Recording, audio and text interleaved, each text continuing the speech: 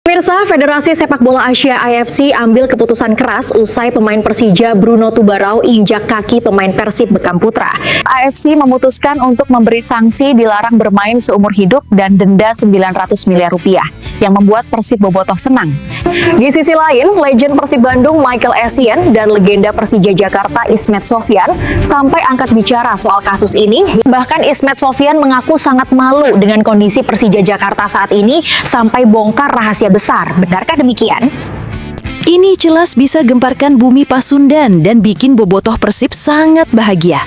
Tepat hari ini, AFC adakan rapat mendadak dan putuskan Bruno Tubarao dihukum dilarang bermain sepak bola seumur hidup dan didenda 900 miliar rupiah karena terbukti menginjak kaki pemain Persib Bandung Bekam Putra yang bisa mengancam karir sepak bolanya. Sampai bikin mantan pemain Persib Michael Essien angkat bicara gini. Bahkan legenda Persija Ismet Sofyan semprot habis gini soal permainan konyol Persija lawan Persib. Benarkah demikian? Yuk simak video ini sampai selesai ya guys.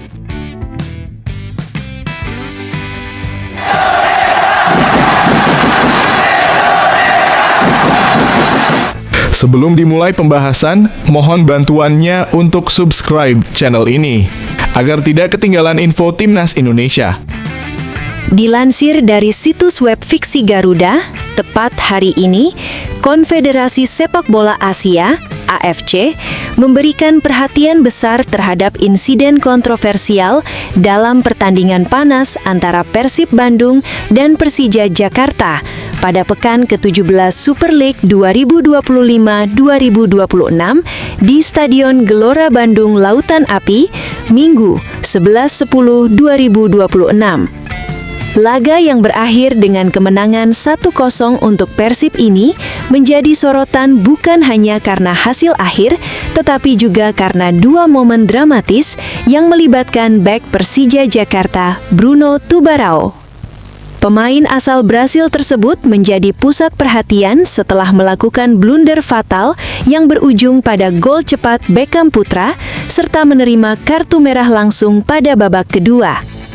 AFC mengeluarkan pernyataan resmi menegaskan bahwa mereka tidak akan mentolerir tindakan ceroboh dan permainan berbahaya yang dapat membahayakan pemain lain, apalagi dalam ajang kompetisi profesional yang diawasi ketat oleh federasi. AFC sangat memperhatikan insiden ini yang melibatkan pelanggaran serius dan kesalahan mendasar yang mempengaruhi integritas pertandingan. Setiap tindakan yang membahayakan keselamatan pemain akan dievaluasi sesuai dengan kode disiplin AFC. Bersama komite disiplin, kami memutuskan untuk melarang Bruno Tubarao bermain sepak bola seumur hidup dan memberinya denda sebesar 900 miliar rupiah. Bunyi pernyataan tersebut. Gol Persib tercipta pada menit keempat setelah Tubarao gagal membersihkan bola dari umpan silang Berguino. Alih-alih membuang bola, Tubarao justru mengarahkan bola ke gawang sendiri, memberikan kesempatan emas bagi Bekam Putra untuk mencetak gol pembuka yang tak dapat dihentikan oleh penjaga gawang Rizky Ridho maupun bek Carlos Eduardo. Namun, petaka bagi Persija tidak berhenti di situ. Pada menit ke-53, Tubarao kembali membuat kesalahan besar dengan menginjak betis Bekam Putra usai duel perebutan bola. Wasit asal Korea Selatan, Ko Hyung-jin, tanpa menunggu tinjauan VAR, langsung memberikan kartu merah, memaksa Persija bermain dengan 10 orang untuk sisa pertandingan. AFC juga memberikan dukungan penuh terhadap keputusan wasit yang dinilai tegas dalam mengontrol jalannya pertandingan. Federasi Sepak Bola Asia itu menegaskan bahwa keselamatan pemain adalah prioritas utama dan keputusan cepat wasit dianggap penting untuk mencegah eskalasi pelanggaran lebih lanjut. Lebih lanjut, AFC ungkapkan akan melakukan evaluasi terhadap laporan pertandingan dan rekaman insiden untuk menentukan apakah perlu ada langkah lanjutan seperti sanksi tambahan atau pembinaan disiplin terhadap pemain yang bersangkutan. Bagi para pendukung Persija, The Jakmania, pertandingan ini akan menjadi kenangan pahit dalam musim ini. Bruno Tubarao yang sebenarnya berposisi sebagai winger, justru menjadi tokoh utama kekalahan tim Macan Kemayoran melalui 2 kesalahan fatal pada menit keempat dan 53. AFC pun menutup pernyataan mereka dengan mengingatkan seluruh klub dan pemain bahwa profesionalisme, disiplin, dan tanggung jawab individu adalah pondasi utama dalam menjaga kualitas dan reputasi sepak bola Asia. Sementara itu, mantan pemain Persib Bandung, Michael Essien, yang dikenal dengan gaya bermain tenang namun tegas, memberikan komentar yang sangat cerdas dan berani terkait insiden yang melibatkan Bruno Tubarao dalam laga panas Persib Bandung kontra Persija Jakarta di pekan ke-17 Super League 2025-2026. Dalam pertandingan yang berlangsung di Stadion Gelora Bandung Lautan Api, Minggu 11.10.2026, Persib berhasil menang 1-0, namun insiden yang melibatkan bek Persija asal Brasil itu menjadi sorotan banyak pihak, termasuk Konfederasi Sepak Bola Asia. Dalam wawancara eksklusif dengan media, Essien mengungkapkan pandangannya tentang kejadian tersebut dan tidak segan untuk memberi penilaian yang tegas terhadap Tubarao.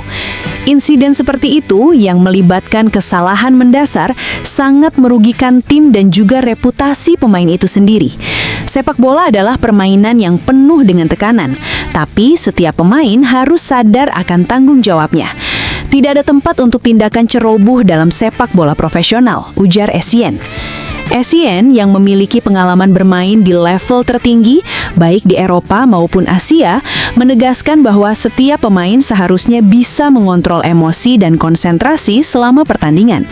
Menurutnya, kesalahan seperti yang dilakukan Tubarao yang mengarah pada gol pembuka Beckham Putra dan kartu merah pada babak kedua adalah tindakan yang sangat merugikan tim dan tidak mencerminkan profesionalisme yang seharusnya dijaga.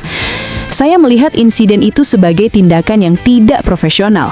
Pemain seperti Tubarao yang berpengalaman seharusnya bisa mengatasi tekanan di lapangan dengan lebih baik. Kesalahan seperti itu bisa mempengaruhi moral tim dan mengubah jalannya pertandingan. Lanjutnya, dalam sepak bola, satu kesalahan bisa berakibat fatal, dan itu adalah bagian dari tanggung jawab setiap pemain di lapangan. Pernyataan tersebut tentu menarik perhatian, mengingat Essien dikenal sebagai sosok yang selalu menjunjung tinggi nilai-nilai profesionalisme dan disiplin. Pemain yang pernah membela Chelsea dan timnas Ghana ini juga menyentil keputusan AFC yang sangat tegas terhadap Tubarao, yang diberikan larangan bermain seumur hidup dan denda sebesar 900 miliar. Essien mendukung langkah AFC untuk melindungi integritas pertandingan dan keselamatan pemain.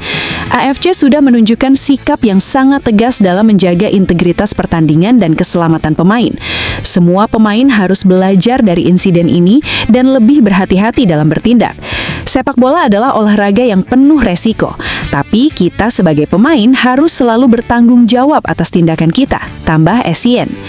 Di sisi lain, mantan gelandang legendaris ini juga memberikan apresiasi terhadap keputusan wasit Ko Hyung Jin yang menurutnya berani dalam mengambil tindakan tegas. Keputusan wasit untuk memberikan kartu merah langsung sangat tepat. Terkadang dalam situasi seperti itu, keputusan cepat yang tepat bisa mencegah hal-hal lebih buruk terjadi di lapangan, tegas Essien. Dengan kecerdasan dan keberaniannya dalam mengomentari insiden tersebut, Essien kembali mengingatkan kepada seluruh pemain sepak bola, tidak hanya di Indonesia tetapi di seluruh dunia, untuk selalu menjaga disiplin dan profesionalisme. Sepak bola bukan hanya soal kemampuan teknis, tetapi juga tentang sikap, tanggung jawab, dan integritas. Ini adalah olahraga yang kita cintai dan kita harus selalu menghormati permainan, lawan, serta rekan setim. Tutupnya. Pernyataan Essien ini semakin menegaskan pentingnya menjaga kualitas permainan dan etika profesional dalam dunia sepak bola, yang tidak hanya berdampak pada hasil akhir pertandingan, tetapi juga pada citra olahraga itu sendiri. Kekalahan pahit Persija Jakarta dari Persib Bandung dalam laga El Clasico Super League 2025-2026 dengan skor tipis 0-1 memang mengguncang banyak pihak, termasuk legenda Macan Kemayoran Ismet Sofyan. Kekalahan ini langsung menuai kritik keras dari sang ex-kapten yang merasa tim kebanggaannya tampil jauh di bawah harapan. Ismet tak bisa menahan kecewa. Baginya, masalah Persija lebih dari sekedar taktik di lapangan. Ia menilai mentalitas dan semangat juang para pemain jauh dari yang diharapkan. Ismet bahkan secara tegas menyatakan bahwa Persija tampil tanpa greget, tanpa nyali, dan seolah tidak memiliki tekad untuk memenangkan pertandingan. Gak ada ngototnya, gak ada gregetnya, keinginan menangnya gak ada. Sekarang Persija gak ada nyalinya, ujarnya dengan nada kesal yang dikutip dari akun Instagram Jack Online. Bagi Ismet, masalah Persija bukan hanya soal strategi bermain, tapi juga soal mentalitas tim yang dianggapnya lemah. Ia pun tak ragu melontarkan kritik lebih tajam. Ismet mengatakan, jika para pemain hanya datang untuk memenuhi kewajiban bertanding tanpa semangat untuk menang, lebih baik tim tersebut memberi kesempatan kepada pemain muda dari akademi. Kalau datang ke sana hanya untuk menggugurkan kewajiban, mendingan bawa anak akademi aja, tambahnya dengan nada yang lebih tegas. Di sisi lain, kemenangan Persib Bandung atas Persija tidak hanya berarti 3 poin, tetapi juga menjadi simbol bahwa mereka kini menguasai paruh pertama Super League 2025-2026. Dengan gol cepat Beckham Putra Nugraha pada menit kelima, Maung Bandung sukses meraih kemenangan tipis 1-0 di Stadion Gelora Bandung Lautan Api pada Minggu 11/1/2026. Kemenangan ini mengantar Persib ke puncak klasemen dengan koleksi 38 poin dari 17 pertandingan, unggul 1 poin dari Borneo FC yang kini berada di posisi kedua. Dengan hasil ini, Persib secara resmi menyandang status juara paruh musim dan kini memimpin klasemen. Sementara Persija tertahan di peringkat ketiga dengan 35 poin. Bagi Persib, kemenangan ini tak hanya membawa 3 poin, tetapi juga memberikan modal penting untuk menatap putaran kedua kompetisi. Kompetisi Super League 2025-2026 akan kembali bergulir pada pekan ke-18 yang dijadwalkan mulai 23 Januari 2026. Dan pada laga tersebut, Persib akan menghadapi PSBS Biak. Menjadi juara paruh musim tentu akan memberikan kepercayaan diri lebih bagi Persib dalam melanjutkan perjalanan mereka di putaran kedua. Apa pendapatmu tentang kekalahan Persija dan kemenangan Persib? Apakah kritik Ismet Sofyan mengenai mentalitas pemain Persija ada benarnya? Yuk berikan pendapatmu di kolom komentar. Tapi tunggu, benarkah kabar tersebut? Simak hasil penelusuran admin di akhir video ini ya guys. Pelatih anyar Timnas Indonesia, John Hartman, langsung disambut kabar menggembirakan sesaat setelah tiba di tanah air. Hartman mendarat di Bandara Soekarno-Hatta pada Sabtu 10 Januari 2026 dan bersiap memulai tugas barunya bersama skuad Garuda. Kabar baik tersebut datang dari Inggris. Bek Timnas Indonesia, Elkan Bagot, akhirnya mencatatkan menit bermain bersama tim senior Ipswich Town musim ini. Bagot tampil sebagai pemain pengganti pada menit ke-89 saat Ipswich menaklukkan Blackpool 2-1 di ajang Piala FA, meski dimainkan di posisi tak biasa sebagai bek kiri. Penampilan ini menjadi sinyal positif bagi Timnas Indonesia, mengingat Bagot sebelumnya lama absen baik di level klub maupun tim nasional. Terakhir kali ia membela Garuda terjadi pada Piala Asia 2023 Januari 2024. Momen kembalinya Bagot ke lapangan dinilai selaras dengan awal era baru Timnas Indonesia di bawah kepemimpinan John Hartman. Nama Patrick Kluivert kembali mencuat di Eropa usai pemecatannya dari kursi pelatih Timnas Indonesia. Media Belanda melaporkan bahwa mantan bintang Ajax dan Barcelona itu kini masuk radar kuat Federasi Sepak Bola Tunisia untuk mengisi posisi pelatih kepala. The Telegraph menyebut Kluivert sebagai salah satu kandidat serius, sementara Football Premier menyoroti potensi skenario menarik. Kluivert bisa saja memimpin Tunisia menghadapi Belanda di Piala Dunia 2026. Jika terwujud, duel tersebut akan syarat emosi, mengingat Kluivert adalah legenda oranye dengan 79 caps internasional. Tunisia sendiri tengah mencari pelatih baru setelah Sami Trabelsi mundur akibat hasil buruk di Piala Afrika. Meski begitu, jalan Kluivert tidak mulus karena harus bersaing dengan nama besar lain seperti Laurent Blanc dan Patrick Vieira. Hingga kini belum ada konfirmasi resmi baik dari Kluivert maupun agennya. Media Belanda juga menyinggung kiprah terakhir Kluivert bersama Timnas Indonesia yang berakhir pada Oktober 2025 setelah gagal memenuhi target lolos ke Piala Dunia. Kesempatan melatih Tunisia pun dinilai bisa menjadi ajang pembuktian ulang bagi Kluivert di level tim nasional. PSSI memutuskan untuk menunda agenda jumpa pers perkenalan pelatih baru Timnas Indonesia, John Hartman. Penundaan ini dilakukan lantaran pelatih asal Inggris tersebut sedang dalam kondisi kurang fit. Kabar tersebut disampaikan langsung oleh Ketua Badan Tim Nasional, BTN, Sumarji. Ia menjelaskan bahwa sesi jumpa pers yang semula dijadwalkan pada Senin, 12 Januari 2026, akhirnya diundur dan akan digelar pada Selasa, 13 Januari 2026, pukul 9 waktu Indonesia Barat. Sebelumnya, PSSI telah menyebarkan undangan kepada awak media untuk menghadiri acara perkenalan John Hartman di Hotel Mulia, Senayan, Jakarta Pusat pada pukul 8.30 waktu Indonesia Barat. Namun, menjelang pelaksanaan, agenda tersebut dipastikan mengalami perubahan jadwal. Sesi jumpa pers John Hartman mundur menjadi Selasa 13 Januari 2026 pukul 9 waktu Indonesia Barat, tetap bertempat di Hotel Mulia, ujar Sumarji pada Minggu 11 Januari 2026 malam WIB. Sumarji tidak merinci secara detail kondisi kesehatan John Hartman, namun ia menduga pelatih berusia 50 tahun itu sedang dalam tahap penyesuaian dengan cuaca di Indonesia, khususnya Jakarta, yang belakangan memang kurang bersahabat. John Hartman sendiri telah tiba di tanah air sejak Sabtu 10 Januari 2026. Ia datang bersama keluarganya, yakni sang istri dan 2 anak, yang rencananya akan menetap di Indonesia selama masa kepelatihannya. Dalam agenda tersebut, PSSI tidak hanya akan memperkenalkan John Hartman sebagai pelatih kepala Timnas Indonesia, tetapi juga mengumumkan asisten pelatih yang dibawanya, Cesar Meilan, kepada publik. Kondisinya kurang fit, mungkin hanya penyesuaian cuaca saja, tutur Sumarji menutup penjelasannya.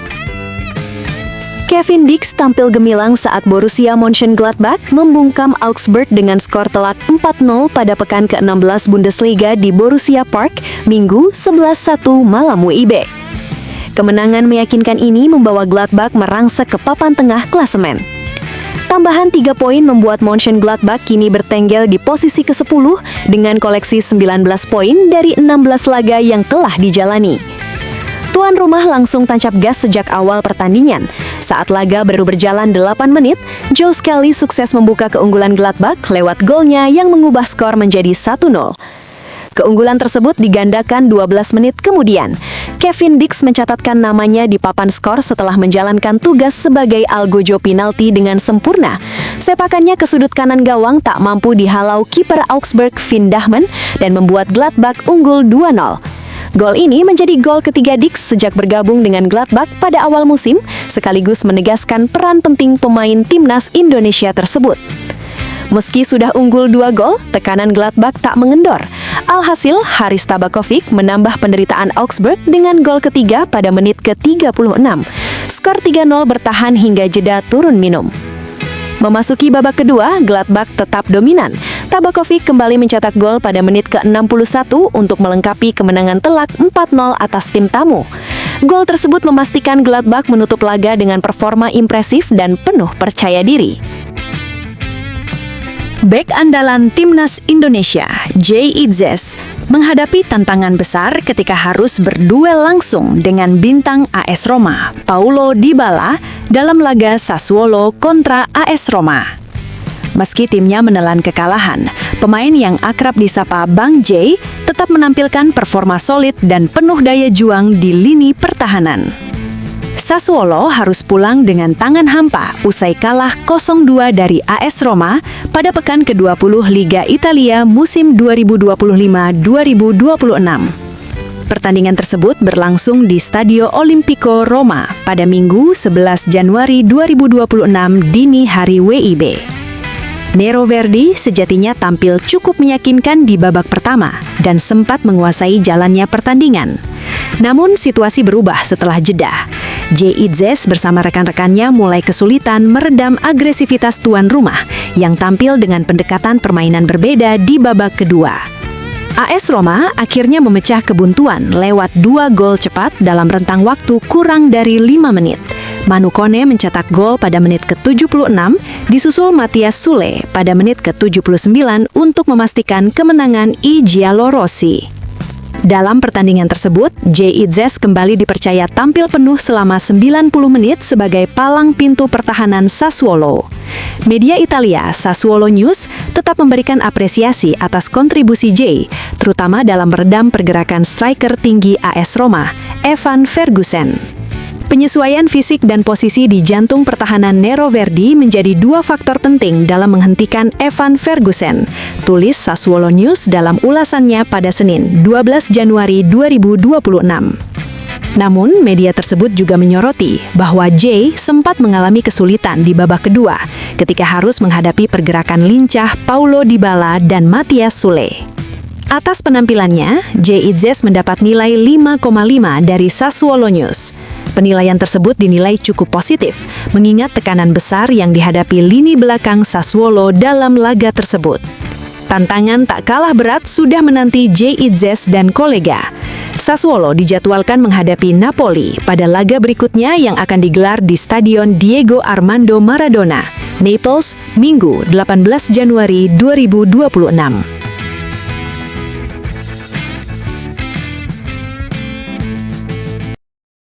Setelah ditelusuri oleh admin, berita pertama tadi hanya karangan ya guys.